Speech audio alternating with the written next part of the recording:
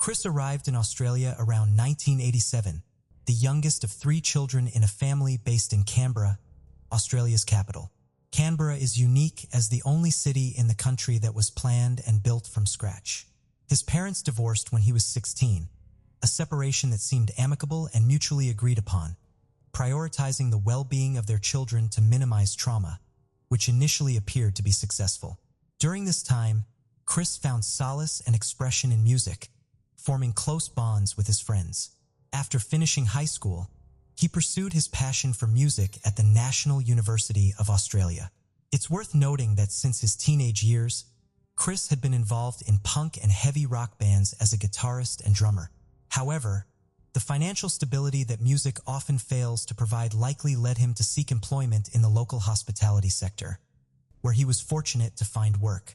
Despite this, many of his friends were within the punk rock scene, including a particularly distinctive individual, Sofra Schreiber, better known as Nick. Their lives were tough, but filled with enjoyment. Nick was born in Australia on December 16, 1986, and grew up in the Castle Hill area. From a young age, his life was hit by a string of unfortunate events, starting with the death of his parents, the details and timing of which remain unclear. What is known is that Nick was very young when he lost his key family figures and was then raised by a cousin. Unfortunately, Nick's troubles didn't stop there. As a teenager, he started having vision problems. After seeing a specialist and undergoing various tests, he was diagnosed with cone rod dystrophy, or CRD. This condition affects color vision, causes blind spots in the center of the visual field, and leads to peripheral vision loss, progressively worsening over time. Despite these challenges, Nick's upbeat nature helped him cope well as his condition deteriorated. His zest for life led him to embark on a solo trip to the United States to attend a punk rock festival in Las Vegas. While in the US, he also visited Niagara Falls and the Grand Canyon, among other places. There's little information about Nick's educational background or employment, though some have referred to him as a journalist. However, it's clear he had a wide circle of good friends, including Chris, who shared his central passion, punk rock music. Nick never missed a concert of this genre, gradually becoming friends with band members who couldn't help but notice his constant presence, partly because of his red hair and the distinctive orange afro he grew, which stood out in any crowd. His boundless enthusiasm was hard to miss at concerts, where he was the kind of fan who went all out to support the bands, whether the venue was packed or he was the only one there. It wasn't long before he earned the nickname Ginger Ninja. Nick's party spirit and love for punk rock meant he gradually connected, not just with fans, but with the musicians themselves, often buying all their albums. His warmth won him the affection of many, so it came as no surprise that his home became the go-to place for friends and band members after concerts. Nick's place was the ultimate spot for extending the party. His close friends and family not only enjoyed the good times with him, but also looked out for him, especially after an incident at a concert where he dislocated his knee from dancing and jumping too hard. Over time, Chris's bond grew stronger. But as we know, making a living from music isn't easy. Chris struggled to get by with his gigs as a guitarist and drummer. Meanwhile, Nick's funds dwindled due to spending on local concerts, albums, and traveling to see his favorite bands. Nick then suggested that Chris move in with him to share expenses, a proposal Chris quickly accepted. By the second half of 2012, they were living together. Life was mostly smooth, except for the occasional tension due to the constant parties thrown by the Ginger Ninja that sometimes disrupted Chris's sleep for his hotel job. During this time together, Chris launched a punk rock podcast, with Nick frequently appearing as a guest, sharing his extensive knowledge of the punk scene both locally and internationally. Chris also ventured into starting his own record label, though the outcome of that project remains unclear. Their shared love for punk rock was strong, but they had their differences, leading to some rocky moments in their cohabitation. Economic issues like rent payments and domestic chores sometimes sparked disagreements. While conflicts mostly remained verbal, friends mentioned a few minor physical altercations. By mid-2013, a dispute over an unspecified damage to a garage wall escalated, with Nick asking Chris to cover the repair costs and to move out. Chris left, and Nick eventually filed a lawsuit for the damages. Although initially demanding $2,000, They settled out of court for just $1.60, reportedly ending on good terms. By this time, Nick was legally blind due to his progressing condition, but maintained a high level of independence and managed his daily activities efficiently. Chris stayed with another friend before planning a trip to the United Kingdom, which was cut short when he was denied entry, forcing him to return to Canberra and live with his mother. Friends started noticing unusual behavior from Chris, who claimed Nick was turning everyone against him, a claim others found baseless. In early November, tragedy struck when Chris's grandfather passed away, deeply affecting him. The emotional toll of his loss impacted Chris, affecting not just his personal relationships, but also his job performance at the restaurant where he worked. His co-workers and bosses noticed a marked decline in his appearance and efficiency, often seemed to be lost in thought, zoning out even as the restaurant buzzed around him. By the third week of December, after finishing a work shift, Chris texted his boss to resign, citing mental health reasons. Friends said that in the months following his move out of Nick's house, Chris tried to rekindle their friendship, reaching out with calls and messages, but never received the response he hoped for. Friendship is a two-way street, and Nick wasn't interested in reconnecting. On Christmas night 2013, their group of friends gathered at a well-known local pub, providing a chance for Nick and Chris to meet again. They sat together, seemingly at ease, and Chris even invited Nick to join him for dinner the next day, to which Nick agreed. However, when Chris tried to confirm the dinner plans on December 25th, he couldn't reach Nick, and the meeting never happened. December 26th, Boxing Day, followed. A holiday rooted in medieval times when masters would give gift boxes to their servants the day after Christmas. Today, in Australia and other countries, Boxing Day resembles Black Friday in the US, with stores offering significant discounts. Nick was seen shopping for a personal tent and camping chair that day, planning to use them for an upcoming punk rock festival in New South Wales with friends to ring in the new year. After that, Nick vanished. His disappearance was out of character, especially with an important concert looming. Concerned, his friends tried contacting him through messages and calls, but got no response. On December 28th, a couple of them went to his house to check on him, but despite their persistent knocking, there was only silence. One of them peered through a window and was struck by horror. He saw Nick's body lying on the kitchen floor in a scene that was shockingly gruesome, marked by the state of his body and the amount of blood. In a panic, the friends dialed Australia's emergency number, 000, and soon after, police and paramedics arrived at the scene. They forced their way in but quickly realized that Nick had succumbed to numerous stab wounds and had been dead for some time. After the body was taken away, investigators began piecing together what had happened and, more crucially, who was behind this horrific crime. Initially, they considered a botched robbery but ruled it out with the help of Nick's friends, who confirmed that nothing was missing. Everything in the house was intact, and there were no signs of forced entry. The news deeply affected Nick's wide circle of friends and even prompted his friend Donnie to travel from Thailand to attend the funeral and try to make sense of the tragedy. The police continued their investigation and awaited forensic results, urging anyone with information to come forward or anonymously contact Crime Stoppers. Meanwhile, Nick's many friends created a social media page titled Remembering the Ginger Ninja, where they posted photos and memories from concerts and trips showcasing Nick's ever-smiling face and the love he had cultivated throughout his life. Nick's funeral took place on January 10, 2014. Anticipating a large turnout, the announcement requested carpooling to ease parking concerns. Instead of flowers, mourners were asked to donate towards organizing an annual punk rock festival in Nick's memory. As expected, the event saw massive attendance from friends across Australia and many others touched by Nick's story. Chris, who had lived with Nick, was also there at the farewell. Additionally, a collection of band t-shirts was prepared for attendees to sign, which would accompany Nick on his final journey. As the search for the perpetrator continued, with the autopsy results in hand, police were certain they were dealing with a crime of unusual brutality, as Nick's body had 73 puncture and slash wounds. Some wounds were so severe they passed completely through his body. 3 critical injuries to his neck, severing major arteries, were fatal. investigators scoured the crime scene area for evidence and collected statements from Nick's closest friends. These interviews likely pointed them toward the prime suspect. Reports suggested a tip-off to Crime Stoppers also steered the investigation in the right direction. Friends interviewed by the police shared insights into Nick and Chris's deteriorating relationship.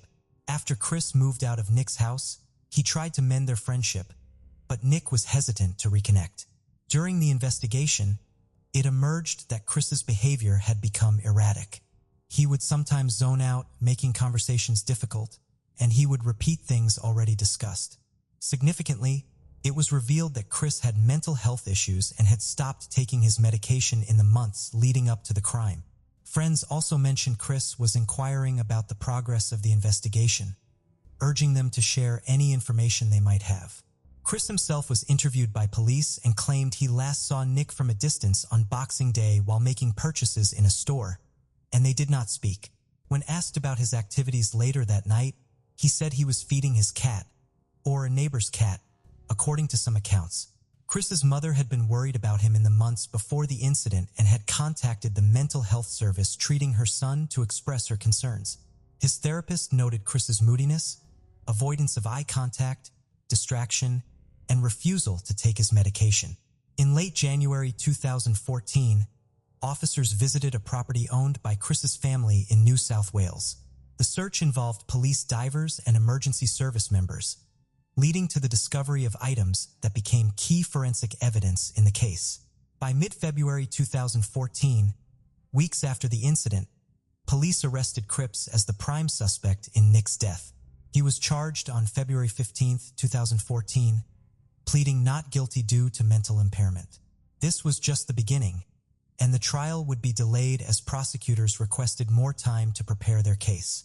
By August, the prosecution was ready to proceed in the Supreme Court.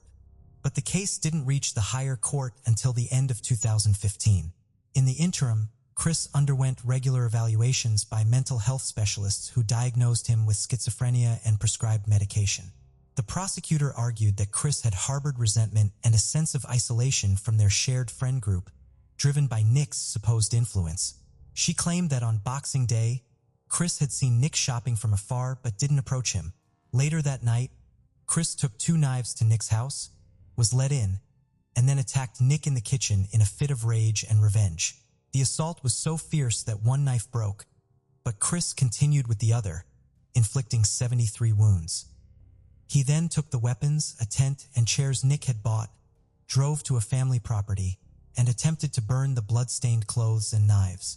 However, the fire did not destroy the metal, and Chris disposed of the remains in a dam on the property. Nick's defense attorney told the jury that the crucial issue was Chris's mental state during the attack, suggesting that the frenzied nature of the assault indicated a lack of mental control.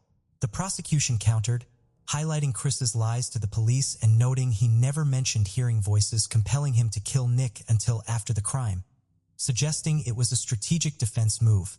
Throughout the trial, jurors heard from friends of both men.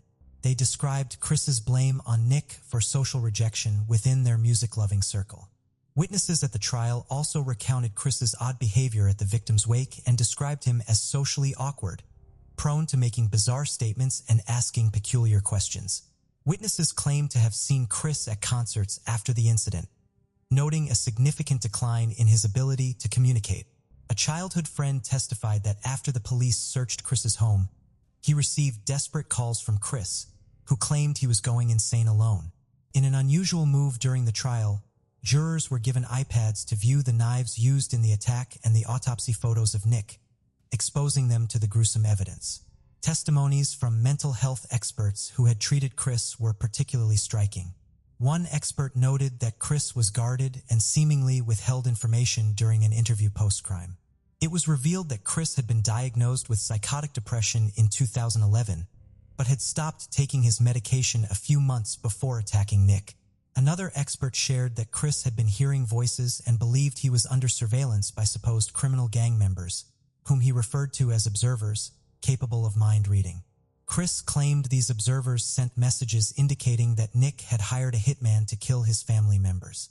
A forensic psychiatrist stated that Chris linked his grandfather's death to a dispute with Nick over superfoods, believing Nick was in league with the observers and responsible for the death as punishment. Chris had no intention of harming Nick until he supposedly saw an envelope of money thanked by Nicky, which he interpreted as payment for his grandfather's death. On the night of the crime, Chris saw a book cover with the word loose, leading him to believe the hitman was free and a threat to his family. This vision, along with imagining his mother with a necklace like a noose, convinced Chris that Nick posed a real danger. When asked why he killed Nick instead of contacting the police, Chris felt it was his only realistic option. He later told the specialist that while driving to his family's property after the attack, he saw a car with 9 of 10 inches written on it, interpreting it as a score for the crime's execution. Chris attended Nick's funeral, believing his absence would be suspicious. The forensic psychiatrist concluded that if incarcerated, Chris would require extensive treatment before potential release. The prosecution challenged these statements, questioning the likelihood of a psychotic individual providing a detailed account of their actions post-crime. They argued that it would be even more challenging for someone who committed a crime during a psychotic episode to do so, especially given the specific details Chris had provided. Moreover, they highlighted inconsistencies in Chris's story over time, noting changes during various interviews with mental health professionals. The prosecution also pointed out Chris's initial lies to the authorities, where he claimed the attack started at the front door, while forensic evidence showed it occurred at the dining table. They emphasized that Chris was aware enough to attempt covering up his crime by burning the weapons in his clothes. Throughout the 3-week trial, remained silent. By the first week of December 2015, the jury was ready to deliberate.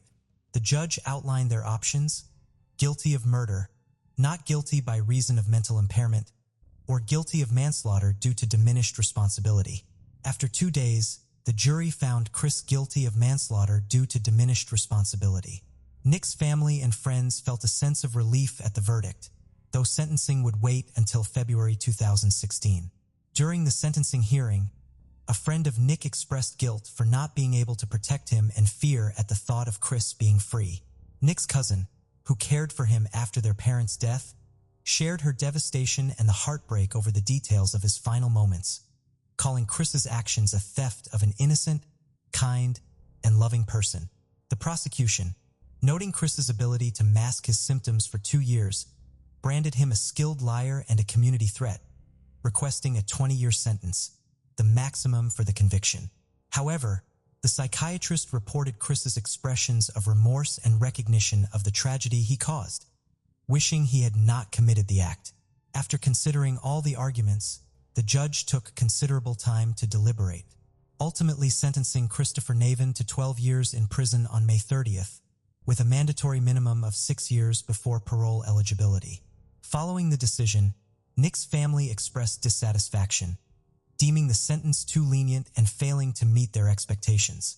They described Nick as a harmless, kind, and gentle person who couldn't defend himself against Chris's attack, wishing for him to be remembered for his life rather than his tragic end.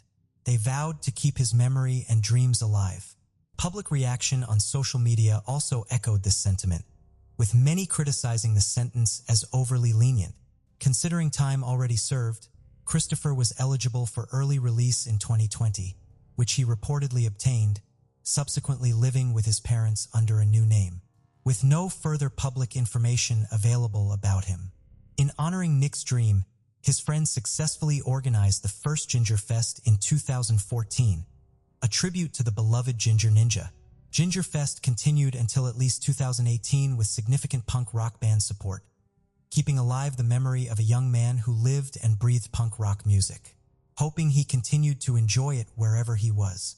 Those who knew Nick remembered him as a source of joy, hope, and love, achievements far beyond what many accomplish in a lifetime.